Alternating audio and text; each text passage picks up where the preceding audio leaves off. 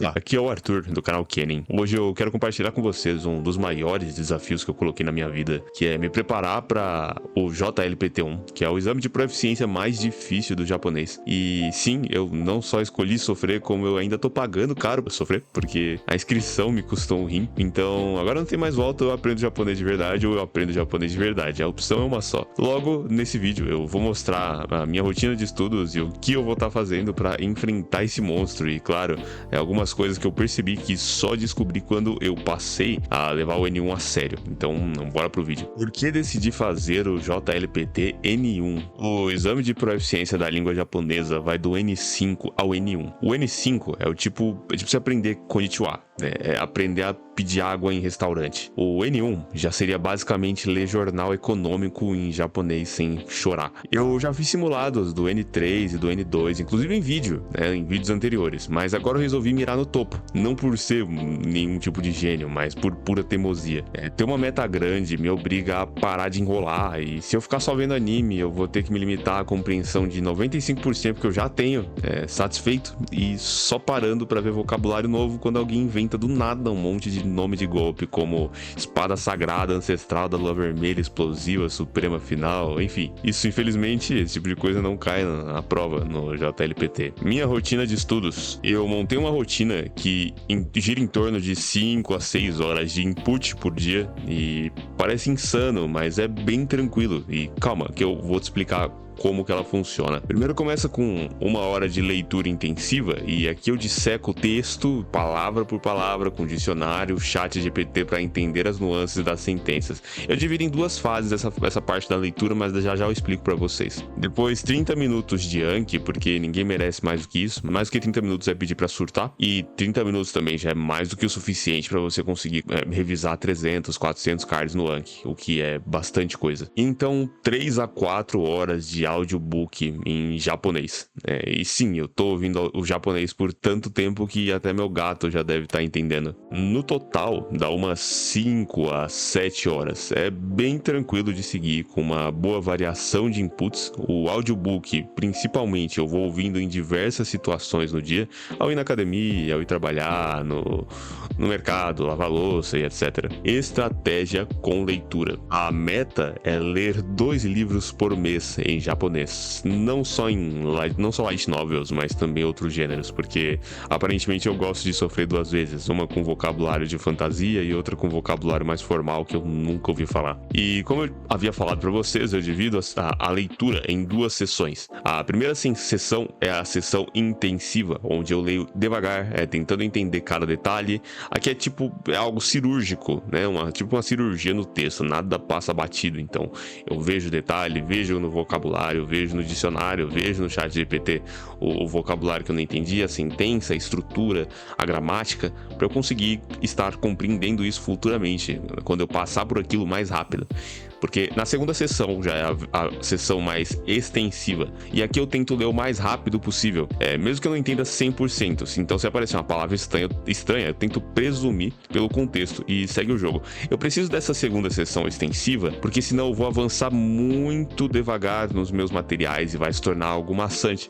E também eu não vou aumentar a minha velocidade de leitura, meu reconhecimento, não vou melhorar o meu reconhecimento de kanji, né? Eu preciso melhorar a velocidade de reconhecimento dos kanjis, das palavras. A velocidade de leitura é muito importante para a gente conseguir ler o nosso material tranquilamente. Tanto material em vídeo, como animes, como livros também, né? Porque se a gente comparar a nossa velocidade de leitura com o nativo, a gente vai ver que é muito devagar em comparação, né? E também a gente precisa avançar no nosso material. Se eu vou ler um livro, eu não quero ler uma página por dia, né? Se eu passar ali no intensivo, né, tem uma página muito difícil, é capaz que eu fique apenas uma página, né? Então, na extensiva, eu leio várias páginas rapidamente, e assim eu vou melhorando várias outras habilidades de leitura.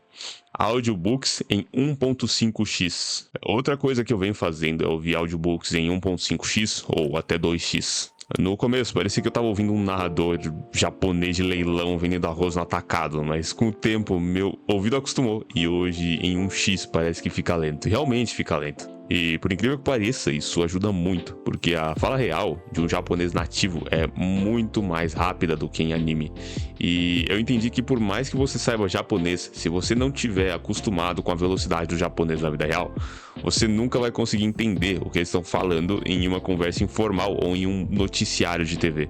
Nos animes, eu praticamente aposentei os animes como método de estudo. Claro, eu ainda vejo, mas hoje eu já entendo coisa de 95%.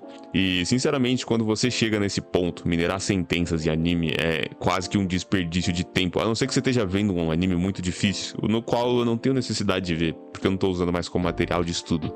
Para minerar 10 palavras decentes, eu preciso ver de 2 a 3 episódios. É bem mais fácil aprender palavras novas e minerar sentenças usando livros, tem muito mais variedade. Desafios nessa fase. Eu não vou mentir pra vocês, é puxado. Ler um livro em japonês parece fácil na teoria, com o dicionário, mas na prática parece que vai ficando cada vez mais difícil. Cada página é uma emboscada de palavras diferentes que você nunca viu na vida. E eu vi 4 horas de audiobook por dia também. No começo é auto-tortura.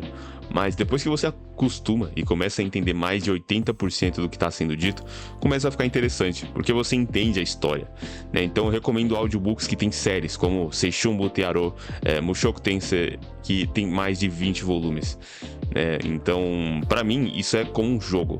O foco é no processo, né? Não é sobre estudar, é mais sobre aproveitar a mídia que eu tô consumindo. Então, hoje eu tô conseguindo ler e entender muito mais do que eu já tava alguns meses atrás. E eu tô ouvindo audiobooks com bastante facilidade. Se eu já soubesse japonês, provavelmente não faria nada de muito diferente do que eu tô fazendo agora. Então, só reduziria o tanto de audiobook que eu tô ouvindo, que tá bem absurdo. Então, é algo que já é rotineiro pra mim, algo que eu gosto de fazer, algo que, né, eu não vejo mais como aquilo, como algo maçante mais pra mim. Apenas a parte do Anki. A parte do Anki realmente é chata. Conclusão. Então, esse é meu plano rumo ao JLPT1, que é o exame de proficiência de nível 1. Leitura intensiva, audiobooks acelerados e um pouco de Anki para não esquecer nada. E a pergunta é, eu me acho pronto? Eu tô pronto agora? E eu acho que não estou. Talvez perto, mas não estou ainda. Mas até dezembro eu estarei sem sombras de dúvidas. E mesmo que eu não seja aprovado na prova, sabemos que não é sobre isso. O importante é a jornada e o comprometimento envolvido. É me dedicar no processo. A prova é só papel, o resto é resto. E você? Qual sua meta no japonês? Comenta aí pra eu saber que eu não sou o único maluco que inventa essas coisas. E não esquece de deixar o like. Deixar o like é importante pra ajudar o YouTube, o algoritmo, a entregar o vídeo pra mais pessoas. E vamos juntos nessa jornada e até mais.